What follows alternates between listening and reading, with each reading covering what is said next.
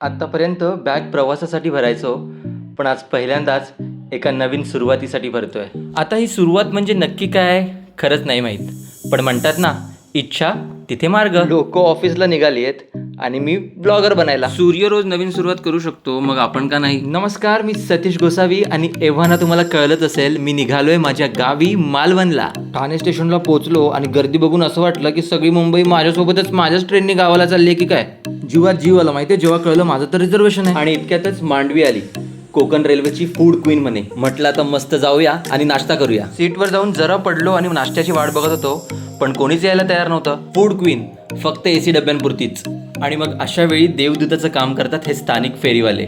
वडापाव, भेळ, काकडी, लस्सी आणि पाऊस. आणि जर पाऊस आलाय तर चहा तर हवाच. आणि तब्बल 10 तासांच्या प्रवासानंतर फायनली मी पोचलो कणकवलीला. बाहेर येऊन गोठणदेवाचं दर्शन घेतलं आणि कणकवलीचं बदललेलं रूप पाहण्यासारखं होतं. बाहेर येऊन बघतो तर काय, 2 छोटे डोळे माझ्या आतुरतेने वाट पाहत होते. मग काय, एक वेगळीच ऊर्जा मिळाली.